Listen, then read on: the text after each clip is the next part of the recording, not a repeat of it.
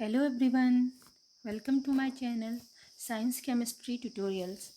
तो बच्चों, आज हम पढ़ेंगे हेलो एल्केन्स तथा हेलो एरीन्स के कुछ क्वेश्चन आंसर करेंगे। इससे पहले हमने चैप्टर नंबर 10 कंप्लीट कर लिया है क्लास 12th में। तो अब हम क्वेश्चन आंसर स्टार्ट करने जा रहे हैं आज से। तो ये आपके एनसीईआरटी बुक्स के क्वेश्चंस होंगे। तो हम पहले टेक्स्ट बुक क्वेश्चन कर रहे हैं, जो आपके इम्पोर्टेंट क्वेश्चन में से हैं, उनको हम करेंगे पहले। तो आपके यहाँ पे कुछ यौगिक दे रखे हैं। फर्स्ट क्वेश्चन है आपका, पाठ्य निहित प्रश्न है 10.1, निम्नलिखित यौगिकों की संरचना लिखिए। तो इन यहाँ पे यौगिक दे रखे हैं, यौगिकों के नाम दे रखे हैं, हमें उनकी संरचना बनानी है। तो अब स्टार्ट करते हैं। तो फर्स्ट क्वेश्चन देखिए, 2-chloro-3-methyl पेंटेन। ओके, तो हमने पहले सीखा था IUPAC नाम कैसे लिखते हैं। अब ये IUPAC नेम दिया है तो हम उनकी संरचना कैसे बनाएंगे, ये भी आपने सीखा होगा। अगर नहीं सीखा है, नहीं किसी को डाउट है, तो आज हम सीख लेंगे। तो यहाँ पे देखिए फर्स्ट क्वेश्चन है 2-chloro-3-methyl पेंटेन। तो यहाँ पे हम सबसे पहले क्या करते हैं, जितने कार्बन्स की संख्याएं हैं उनको लिख लेते हैं। तो देखिए यहाँ पे पेंटेन है, पेंटेन लिखा हुआ है, तो पेंट का मतलब 5 कार्बन।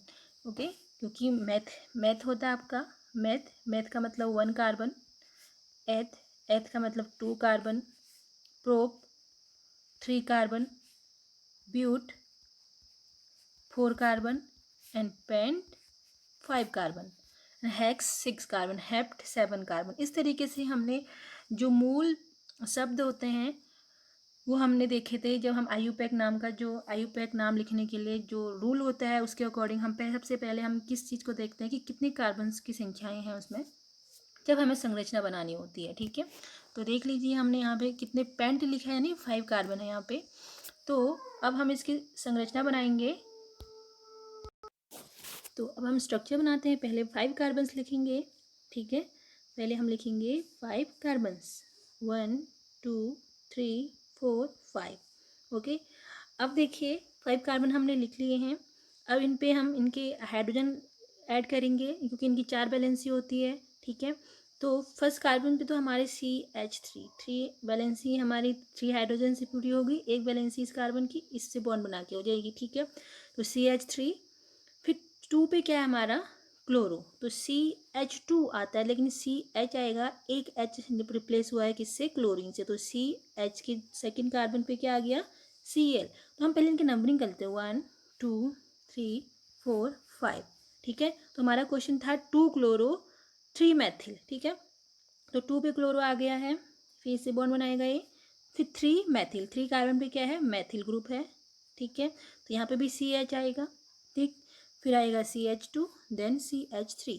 ठीक है, तो ये बन गया आपके फर्स्ट क्वेश्चन की संरचना। तो आप देख सकते हैं इनका नाम अभी भी देख सकते हैं, 2-chloro-3-methyl pentane. Okay, pent ene, ene है यानी सिंगल बॉन्ड है सभी, ये सिंगल बॉन्ड यानी अल्केन है ये, तो सिंगल बॉन्ड के लिए हमारा एन आता है। तो ये आपकी फर्स्ट संरचना हो गई, इसे आप बना लीजिएगा। फिर हम नेक्स्ट क्वेश्चन करेंगे।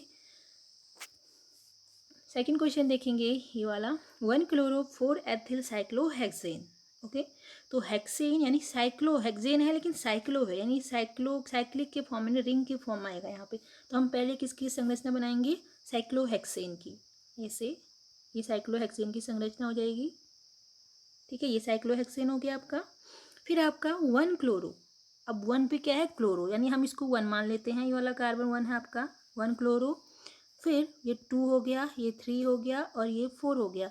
4 पे क्या है, एथिल, एथिल समूह पता है आपको, CH2CH3, या तो इसको C2H5 भी लिख सकते हो, या इस तरीके से लिख सकते हो। तो 1-chloro-4-ethyl साइक्लोहेक्सेन होंगे ये। ठीक है, ये होगी इसकी संरचना। आपको समझ आ रहा होगा साइक्लोहेक्सेन। अगर मैं इसको खोल के लिखूँ तो इसकी संरचना कैसे बनेगी, देखिए आप, यहाँ पे CH आएगा, क्योंकि एक H से Cl जुड़ा हुआ है। ये इस तरीके से इसकी 4 कार्बन की 4 वैलेंसी पूरी हो गई हैं, 1 2 3 एक इस बॉन्ड से। यहाँ CH2, यहाँ भी CH2, इधर भी CH2।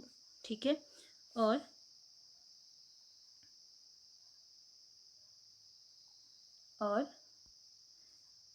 फिर एक CH2 यहाँ पे, एक CH2 यहाँ पे, ये होगी साइक्लोहेक्सेन। इसको हमने लाइन के फॉर्म में बना रखा था। अगर इसको खोल के बनाए तो ये बनेगा आपका, ठीक है। तो ये हो गया साइक्लो हेक्स क्लोरो 1 क्लोरो। अब 4 पे क्या है CH2CH3, तो 4 पे क्या है साइक्लो एथिल ग्रुप जुड़ा हुआ है, तो हो गया आपका ये 1 क्लोरो 4 एथिल साइक्लोहेक्सेन। ओके, अब हम नेक्स्ट देखते हैं। नेक्स्ट देखेंगे थर्ड वन, देखिए 4 तृतीयक ब्यूटिल 3 आइडोहेप्टेन। ओके, अब देखिए इसमें कितने कार्बन्स हैं, हेप्टेन लिखा हुआ है, हेप्टेन का मतलब 7 कार्बन्स हैं यहाँ पे। तो पहले हम कार्बन्स की संख्या लिख लेते हैं। हाँ, 4 को देख रहे थे हम, फिर से देखते हैं इसे। देखिए आइडोहेप्टेन है, तो हेप्टेन यानी 7 कार्बन हो गए यहाँ पे, हेप्टेन है 7 कार्बन, 1 2 3 4 5 6 7 कार्बन हो गए आपके। अब हम इसमें सब्स्टिट्यूटिंग ग्रुप जोड़ते जाएंगे, इसको नंबरिंग भी कर दो 3 4 5 6 7, ठीक है 7। अब देखिए 3 पे क्या है आपका आयोडीन लगा हुआ है, आयोडीन लगा दिया हमने, यहाँ से हम इनके H3 बैलेंस पूरी करते हैं, CH2 यहाँ CH। 4 पे भी सब्स्टिट्यूटिंग ग्रुप है, इसको भी जोड़ेंगे हम तो एक H आएगा, CH2 CH2 CH3। ओके, अब 4 पे क्या है तृतीयक ब्यूटिल, तो यहाँ से ब्रांचिंग स्टार्ट हो रही है, और ब्रांचिंग में क्या है थोड़ा क्या है जो ब्रांच है जहाँ पे जो सब्स्टिट्यूटिंग ग्रुप जुड़ा हुआ है ये थोड़ा सा बड़ा है। तो जब कभी किसी कार्बन चेन से आपकी जो ब्रांचिंग होती है थोड़ी सी बड़ी होती है, डिफ़िकल्ट होती है, तो उसको अलग से नाम दिया जाता है, ठीक है। तो 4 तृतीयक है, यानी 4 पे जो कार्बन लगा हुआ होगा वो क्या होगा तृतीयक होगा, यानी ये अदर 3 अदर अल्काइल समूह से जुड़ा हुआ है, CH3 और एक इधर भी जुड़ा होगा CH3। इस वाले आयोडीन को मैं ऊपर लिख लेती हूँ यहाँ पे क्योंकि स्पेस नहीं हो रहा है, ठीक है। इस आयोडीन को हटा देते हैं यहाँ से, अलग से लिख लेंगे, अभी इसको लिख लेते हैं, इसका इस कार्बन से हमारा CH3, ये यहाँ पे आयोडीन हो गया, ठीक है। तो जो 4th कार्बन से हमारा यहाँ जो सब्स्टिट्यूटिंग ग्रुप है ये है 4 तृतीयक ब्यूटिल। तृतीयक कैसे, इसे जो कार्बन जुड़ा हुआ है ये तृतीयक है, यानी क्यों टर्सरी है, ये अदर 3 कार्बन से जुड़ा हुआ है, तो ये टर्सरी कार्बन है। और 1 2 3 4, तो 4 कार्बन है टोटल, इसका सामान्य नाम लिखा है तो ब्यूटिल हो गया, ठीक है। तो इस तरीके से इसका स्ट्रक्चर बनेगा, ठीक। आई होप आपको समझ आया होगा। ये वाला आपका क्या हो जाएगा 4 तृतीयक, क्योंकि ये कार्बन किससे जुड़ा हुआ है 4 कार्बन से जुड़ा हुआ है, इधर ये 4 कार्बन से जुड़ा हुआ है, और इधर इससे 3 अल्काइल समूह जुड़े हुए हैं, 3 कार्बन से अदर 3 कार्बन से जुड़ा है, तो तृतीयक हो गया ये टर्सरी, ठीक है 3 डिग्री हो गया ये, तो 4 तृतीयक ब्यूटिल इसका नाम हो गया। तो पूरा नाम क्या हो जाएगा, तो सबसे पहले इसी को नाम देंगे हम 4 तृतीयक ब्यूटिल 3 आइडोहेप्टेन। ओके, तो ये संरचना भी बन गई हमारी। अब नेक्स्ट देखते हैं, नेक्स्ट है फोर्थ देखिए 1,4 डाइब्रोमो ब्यूट 2 इन। अब यहाँ पे डबल बॉन्ड आ जाएगा हमारा, कार्बन की संख्या कितनी है ब्यूट मीन्स 4 कार्बन, तो 1 2 3 4 कार्बन हो गए। अब हम यहाँ पे नंबरिंग भी लिख लेते हैं इनके 3 4, ठीक है। अब 1 4, तो यहाँ पे 1 पे क्या लगा हुआ है ब्रोमीन, यहाँ पे भी ब्रोमीन लगा हुआ है, तो यहाँ ब्रोमीन लगा लेते हैं, तो यहाँ CH आएगा, ठीक है 1 4, यानी 4 पे भी ब्रोमीन लगा हुआ है हमारा, ठीक है। और तो इधर क्या आ जाएगा हमारा हाँ इधर CH2 आएगा, क्योंकि ये फर्स्ट कार्बन है तो इसकी 4 बैलेंस पूरी होनी चाहिए, तो CH2 इधर भी CH2 आएगा। फिर 1 4 डाइब्रोमो ब्यूट 2 इन, यानी 2 कार्बन पे हमारा डबल बॉन्ड लगा हुआ है, यहाँ पे डबल बॉन्ड है तो यहाँ पे एक ही H आएगा डबल बॉन्ड, ठीक है। इधर भी इसकी बैलेंसी 2 इससे पूरी जाएंगी, तीसरी हाइड्रोजन से एक इससे, 4 होगी CH, ये हो गया इसका स्ट्रक्चर। देखो 1 4 डाइब्रोमो, ठीक है, पहले इसका नाम लिखेंगे 1 4 डाइब्रोमो ब्यूट, टोटल कार्बन कितने हैं 4 ब्यूट, फिर 2 कार्बन के बाद डबल बॉन्ड है तो 2 इन ब्यूट, जैसे सीधे हम 1 4 डाइब्रोमो ब्यूटीन भी लिख सकते हैं, लेकिन हम मेंशन करना है कि डबल बॉन्ड किस कार्बन के जस्ट बाद लगा हुआ है, तो 2 कार्बन के जस्ट बाद लगा हुआ है।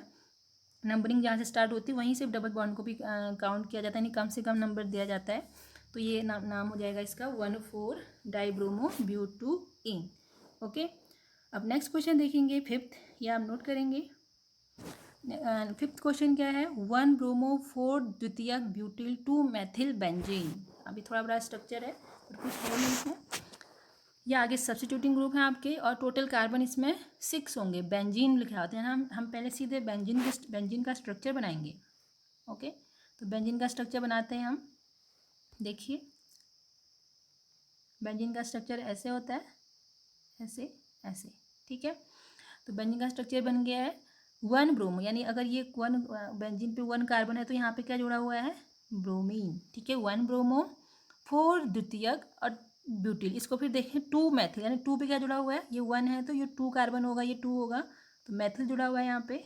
फिर ये 3, ये 4 पे क्या जुड़ा हुआ है, द्वितीयक ब्यूटिल। अब ये वैसे जैसे थर्ड क्वेश्चन किया था हमने, उसी तरीके से यहाँ पे अलग से इसकी जो ब्रांचिंग होगी यहाँ से, वो अलग से उसके नाम देंगे हम। यहाँ पे 4 कार्बन है ये, ठीक है। तो द्वितीयक ब्यूटिल, यानी इस जो कार्बन इससे जुड़ा हुआ है द्वितीयक है, तो ये 2 अदर कार्बन ग्रुप से जुड़ा होगा यहाँ पे, ठीक है। इधर CH2 CH3 होना चाहिए इधर, ठीक है।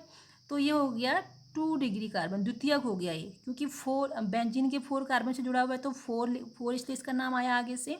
द्वितीयक है, द्वितीयक 2 डिग्री कार्बन है ये, और ब्यूटिल लिखा हुआ तो यानी 1 2 3 4 ब्यूटिल, तो ये हो जाएगा ब्यूटिल। इसका सामान्य नाम है ये, इस वाली ब्रांचिंग से अलग से नाम दे दिया, क्योंकि अगर किसी भी रिंग से या चेन से अगर बड़ी ब्रांचिंग जुड़ी होती है, थोड़ी डिफ़िकल्ट होती है, सब्स्टिट्यूटिंग ग्रुप किसके तौर पे उसको नाम देना अगर डिफ़िकल्ट होता है तो उसको हम अलग से नाम दे देते हैं, ठीक है।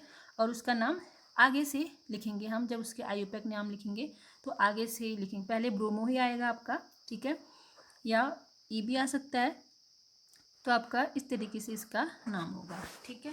तो आपकी संरचनाएं पूरी हो गई हैं। अब हम नेक्स्ट क्वेश्चन देखते हैं।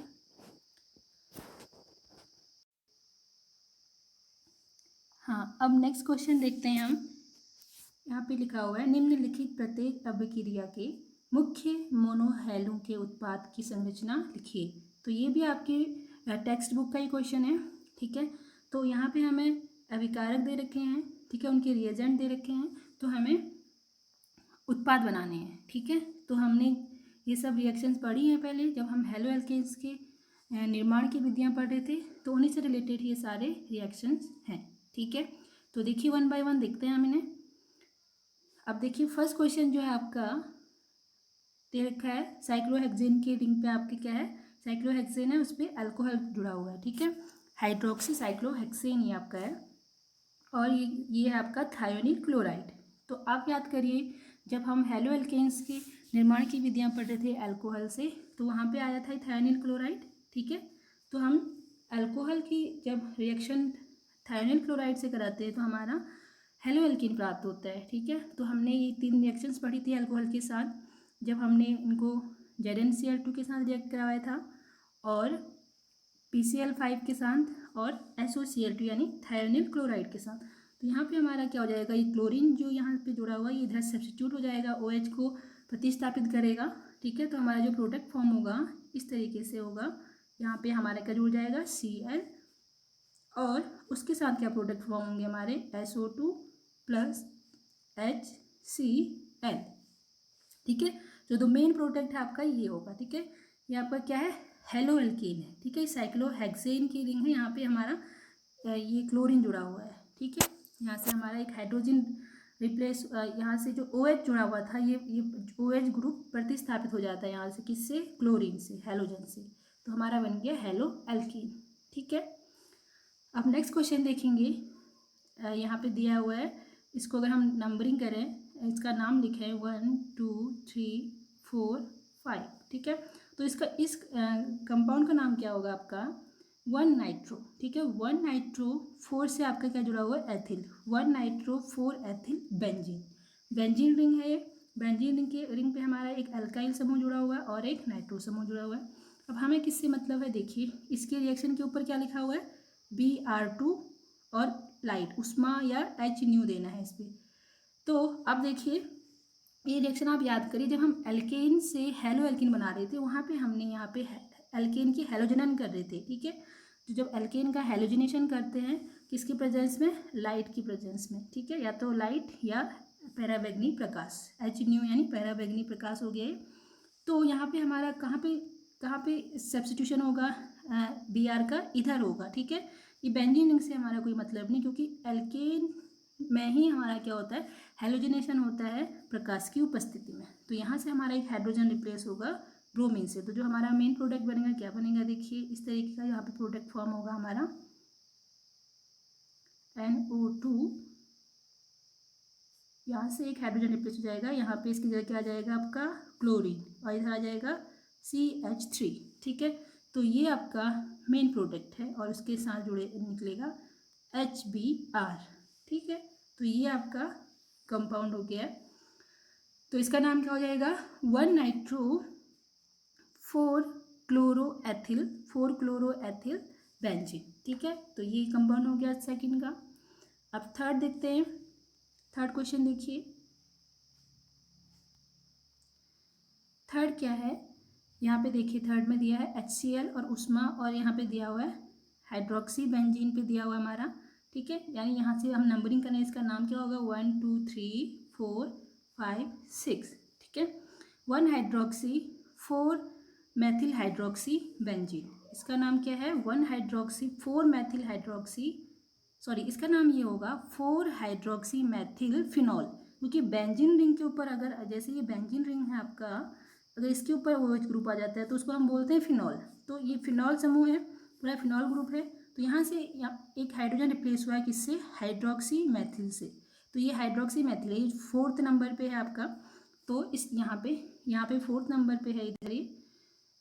तो 1 2 3 4, तो इसका नाम क्या हो जाएगा, 4 हाइड्रोक्सी, OH ग्रुप को क्या कहते हैं, हाइड्रोक्सी मैथिल फिनॉल, पूरा हो जाएगा 4 हाइड्रोक्सी मैथिल फिनॉल। अब इसकी रिएक्शन हम कर रहे हैं HCl से, तो हमारा जो प्रोडक्ट होगा OH ग्रुप यहाँ से रिप्लेस हो जाएगा Cl से, ठीक है। तो यहाँ पे भी हमारा हेलो एल्केन ही बनेगा। जो प्रोडक्ट बनेगा थर्ड का वो इस तरीके से बनेगा, ये समूह OH पे ही हमारा समूह जुड़ा होगा, ठीक है। यहाँ से हमारा CH2Cl आ जाएगा, OH की जगह Cl आ जाएगा। उसके साथ क्या प्रोडक्ट बनेगा, H2O, बाई प्रोडक्ट बनेगा H2O। तो जो मेन प्रोडक्ट है थर्ड का ये है आपका, ओके। अब नेक्स्ट देखिए फोर्थ बहुत इंपॉर्टेंट है, फोर्थ क्वेश्चन देखिए। यहाँ पे क्या दिया हुआ है, साइक्लोहेक्सेन का रिंग है ये, ठीक है। ये इस तरीके साइक्लोहेक्सेन है, अगर एक डबल बॉन्ड आ गया तो साइक्लोहेक्सीन हो जाएगा, ठीक है। यहाँ पे मैथिल समूह जुड़ा हुआ है, तो ये आपका क्या है, मैथिल साइक्लोहेक्सेन। तो अगर हम इसमें अब ये इसको हमें पहचानना है, यहाँ पे दिया हुआ HI, ठीक है। तो यहाँ पे कौन सा रिएक्शन, कौन सा प्रोडक्ट बनेगा हमारा, अब देखिए ये असिमेट्रिकल एल्कीन है हमारा, ये साइक्लोहेक्सीन पे जो मैथिल ग्रुप जुड़ा हुआ है ये क्या है, असिमेट्रिकल एल्कीन है। तो ये HI जो दिया है, तो यहाँ पे क्या रूल लगेगा, मार्कोनिकॉफ रूल लगेगा, मार्कोनिकॉफ रूल, ठीक है, मार्कोनिकॉफ रूल लगेगा। अब देखिए यहाँ पे HI ज़्यादा विद्युत ऋणात्मक है, तो इसमें पार्शियल नेगेटिव आएगा, इसमें पार्शियल पॉजिटिव आएगा, ठीक है।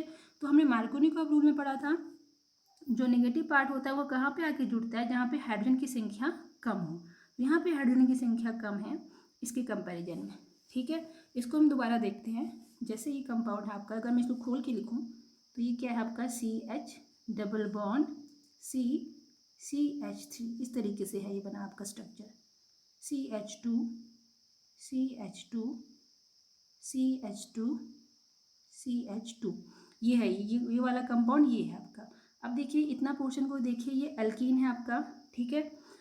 तो एल्कीन से हमारा क्या बनता है, हेलो एल्कीन। हम एल्कीन से हेलो एल्कीन का निर्माण पढ़ा था हमने पहले।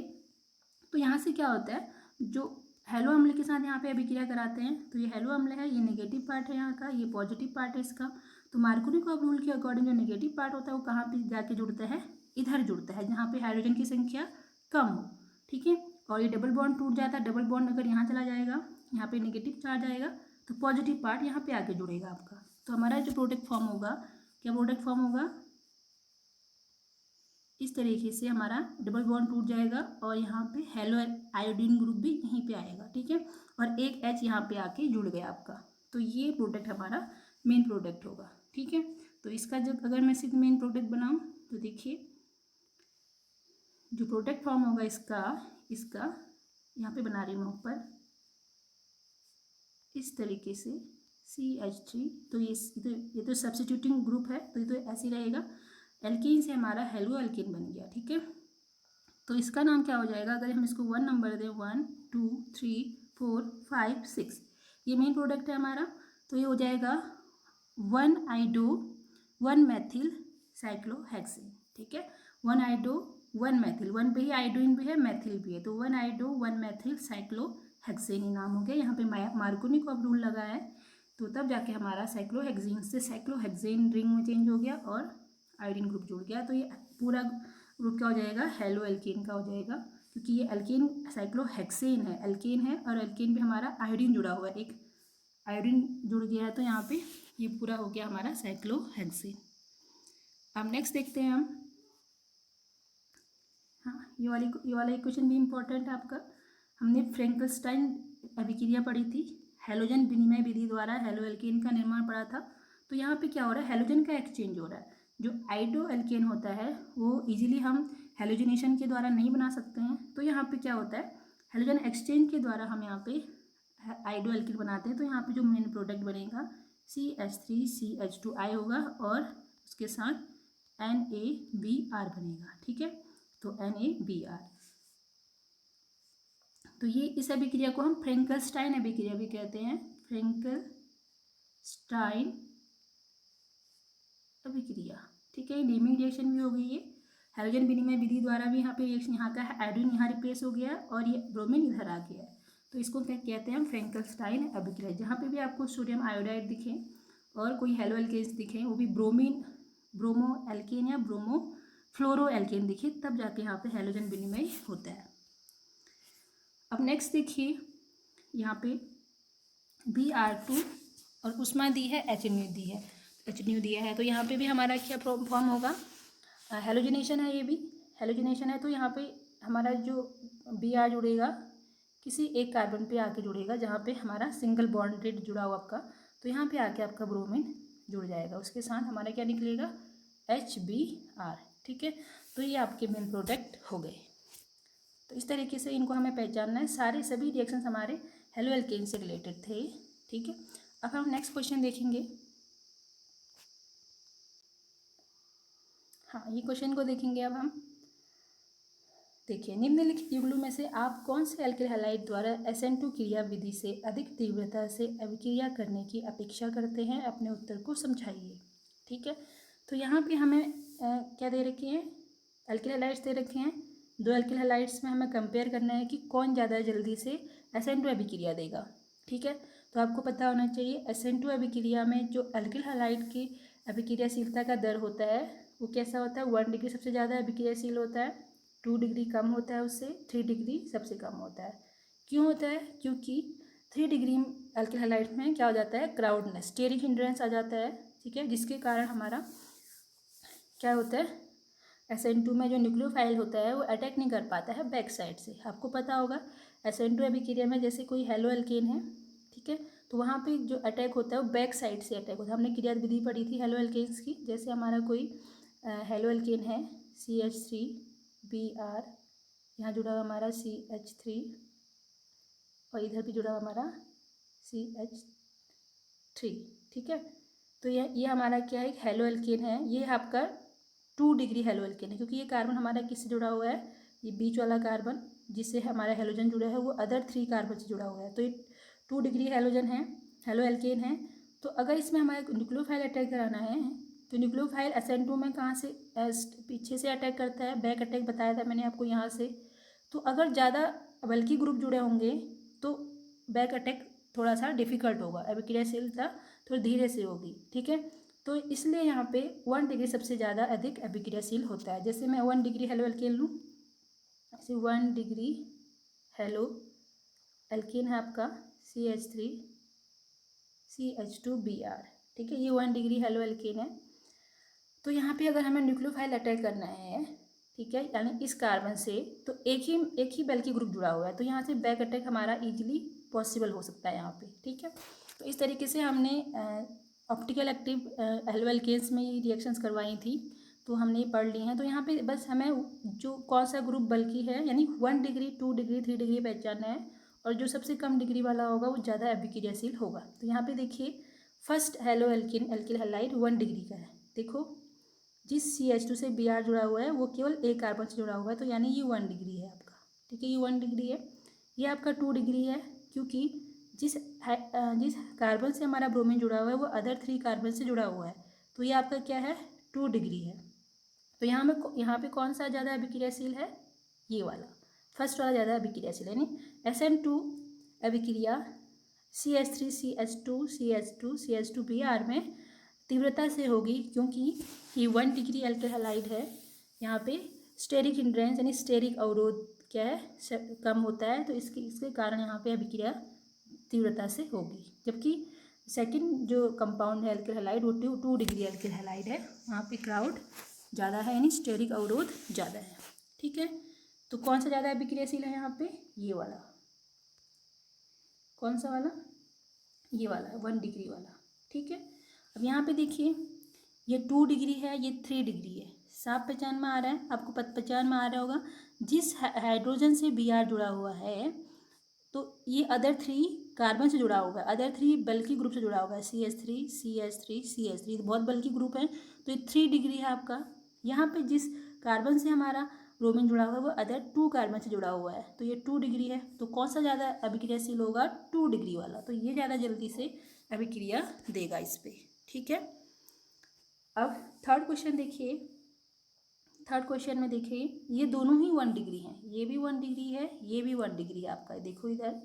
लेकिन क्या है यहाँ पे, जिस कार्बन से हमारा ब्रोमीन जुड़ा हुआ है यहाँ पे, वो जो दूसरे कार्बन से जुड़ा हुआ है वहाँ पे उतना क्राउड नहीं है। लेकिन इस वाले में देखो फर्स्ट कार्बन है, इससे ब्रोमीन जुड़ा हुआ है, तो उसके बाद जिस कार्बन से जुड़ा हुआ है यानी 1 डिग्री है ये भी, यहाँ पे एक बल्कि ग्रुप आ गया है, तो यहाँ पे थोड़ा सा डिफिकल्ट होगा इसके कंपैरिजन में, तो इसलिए ये वाला ज़्यादा अभिक्रियाशील होगा SN2 में। ठीक है, आपको समझ आ रहा होगा 1 डिग्री 2 डिग्री क्या होता है। जैसे मैं 1 डिग्री एल्किल हैलाइड बता दूँ आपको, CH3 ये, तो यानी ये जिस कार्बन से हमारा हैलोजन जुड़ा हुआ है वो केवल एक ही कार्बन समूह से जुड़ा हुआ है, तो ये 1 डिग्री है आपका। ठीक है, तो यहाँ से आपका ये इसकी चेन बढ़ भी सकती है, हमें बस इसके जस्ट बगल वाला कार्बन देखना है। ठीक है, तो यहाँ पे हमारा ये फर्स्ट ये ज़्यादा अभिक्रियाशील है, यहाँ पे ये ज़्यादा अभिक्रियाशील है, यहाँ ये ज़्यादा अभिक्रियाशील है। कारण हमने बता दिया है 1 डिग्री सबसे ज़्यादा अभिक्रियाशील होता है, क्योंकि उसमें स्टेरिक अवरोध कम होता है और न्यूक्लियोफाइल यानी नाभिक रागी इजीली अटैक कर सकता है। ठीक है, अब नेक्स्ट क्वेश्चन जो है ये भी इंपॉर्टेंट क्वेश्चन में से है, उसका अपोजिट है। हैलोजन, ये क्या है, हैलोजन यौगिकों के निम्नलिखित युगलों में से कौन सा यौगिक तीव्रता से SN1 अभिक्रिया करेगा, तो ये क्वेश्चन है। तो यहाँ पे हमें SN1 अभिक्रिया करेगा। अब देखिए SN1 में क्या होता है, अभिक्रियाशीलता का जो क्रम होता है वो क्या होता है, 3 डिग्री सबसे ज़्यादा तीव्रता से SN1 अभिक्रिया देता है, 2 डिग्री उससे कम, 1 डिग्री उससे कम, तो ये उल्टा है SN2 का। अब क्यों होता है, क्योंकि SN1 अभिक्रिया हमारे 2 स्टेप्स में पूरी होती है, और फर्स्ट स्टेप से हमारा कार्बोकटाइन बनता है, कार्बोधनाइन। और कार्बोधनाइन क्या होता है, उसमें कार्बन पे पॉजिटिव चार्ज होता है, और 3 डिग्री कार्बोकटाइन सबसे ज़्यादा स्टेबल होता है। फिर 2 डिग्री, फिर 2 डिग्री कम होता है, 1 डिग्री उससे कम होता है। ठीक है, तो इसलिए 3 डिग्री कार्बोकटाइन ज़्यादा स्टेबल होने की वजह से यहाँ पे 3 डिग्री एल्किल हैलाइड ही ज़्यादा तीव्रता से SN1 अभिक्रिया देगा। ओके, तो देखिए हम पहचानते हैं, ये आपका फर्स्ट जो क्वेश्चन है, इन दोनों में से कौन सा ज़्यादा जल्दी तीव्रता से अभिक्रिया देगा, तो फर्स्ट आपका 3 डिग्री है। अब देखो ये लाइन फॉर्म में दी है, इनको आपको बनाना आना चाहिए, इस तरीके से दे रखा है ये क्वेश्चन फर्स्ट।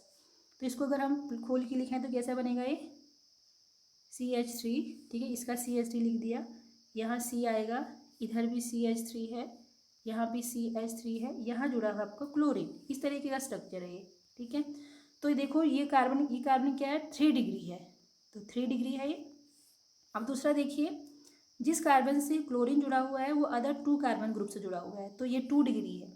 ठीक है, इसको बनाए हम अगर, तो यानी 3 डिग्री ज़्यादा तीव्रता से अभिक्रिया देगा, यानी ये वाला तीव्रता से अभिक्रिया देगा फर्स्ट वाला। ठीक है, अगर मैं इसको भी खोल के बनाऊँ, ये वाला भी आपको समझ आ जाएगा, CH3 CH2 फिर C H, ठीक है, CH2, CH3, यहाँ है आपका Cl।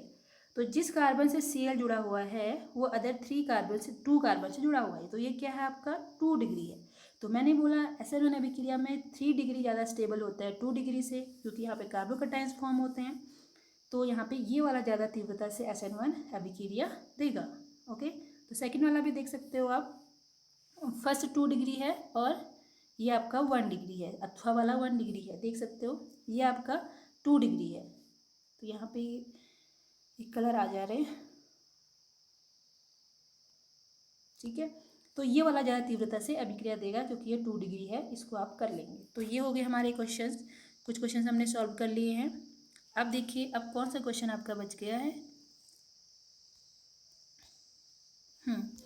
एक क्वेश्चन और है आपका, देखिए प्रोपेन की विभिन्न डाई हैलोजन व्युत्पन्नों की संरचना लिखिए। तो प्रोपेन है, प्रोपेन का स्ट्रक्चर कैसा होता है, CH3 CH2 CH3, ठीक है।